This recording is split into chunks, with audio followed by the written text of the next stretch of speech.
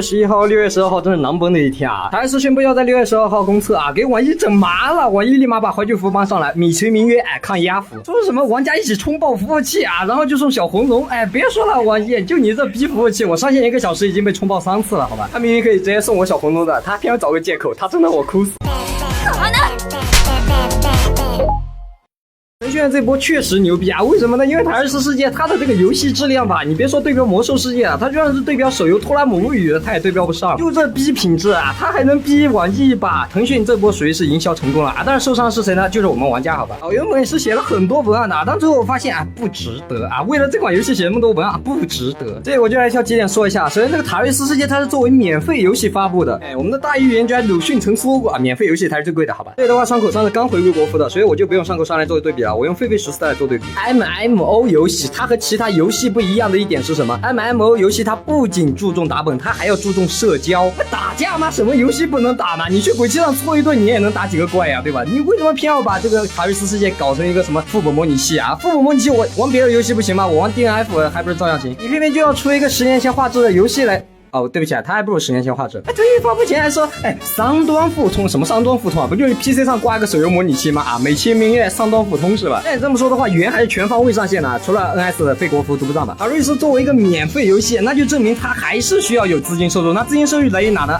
游戏内氪金，这就是它的资金收入。我们不卖数值，好，我信你不卖数值，但是你这个开局首充6元是怎么回事啊？我知道它不是数值，但是你这茫茫的页游界面，说实话，腾讯你能把所有游戏都做得一模一样，真有你的。我忘了说了，这个游戏的第一天还卡等级呢，而且它这个地图做得像原，机制做得像原，那我们不直接去玩原？有些人说它是对标魔兽的 MMORPG， 但是它连 MMORPG 最重要的内核都没有，你敢说它是 MMORPG？ 如今游戏经费稀比了，好吧，虽然不是一个标签能定义的，但是大家心目中所谓的能对标魔兽世界的 MMO， 你至少得做得好吧？现在类魔兽 MMO 做的最完整的就是最终幻想14了，最终幻想14它除了打本之外，还有社交啊、RP 店啊，甚至晚上的时候大家会聚在黑衣森林那里听别人开演唱会。瑞士这边呢大家就是一个纯纯的打本模拟器，好吧？我一个老 MMO 玩家听到别人在副本里骂萌新，不会玩吗？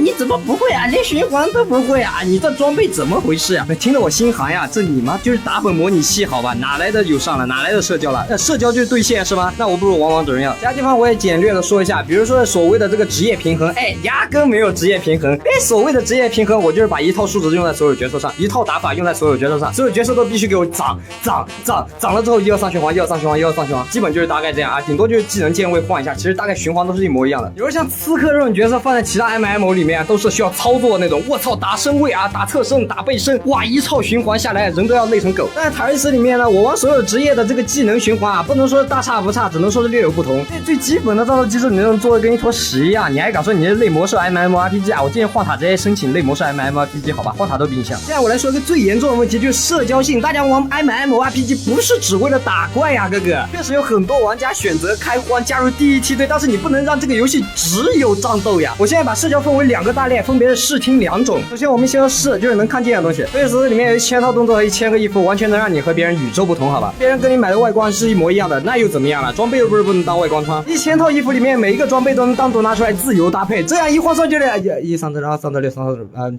反正有几千万种搭配，好吧？再来看你这边呢，你除了给我预设脸和预设头发之外，你还给了我什么呀？我原本想着预设脸就算了嘛，反正进去我换一下装备就能跟别人完全不一样了。结果发现我换装备了，不改变外观。那我想改变外观怎么办呢？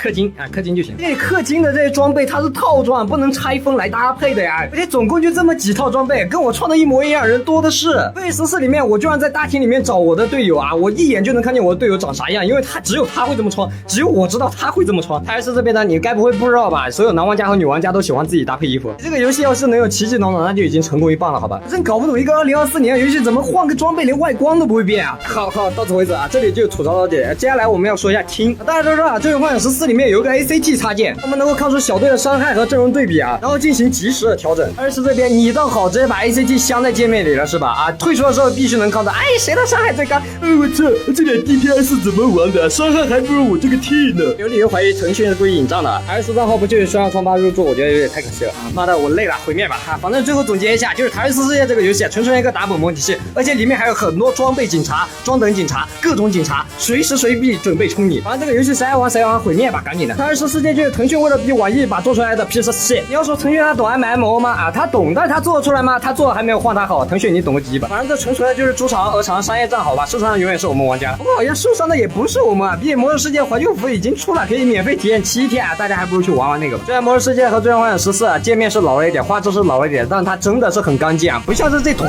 东西怎么都浮上去啊！我感觉你的这个人物和这个地形哎，完全四不像，好吧？你像啥？你像王者荣耀啊？你看我这个视角像不像王者荣耀啊？反正这期就是一个唠嗑视频啊，就是我这么一说，你这么一听啊，大家都别当真啊，腾讯妈妈你也别当真啊，你反正就是当个乐啊，听一下，你大人不计小人过，您是上人啊，你跟我计较干嘛呀，对吧？好，那本期视频到此结束了。如果喜欢我的视频的话，请点一个关注和3连支持一下，你的支持对我更新的动力，谢谢。如果你要来喷我的话，只能送你4个字，我操！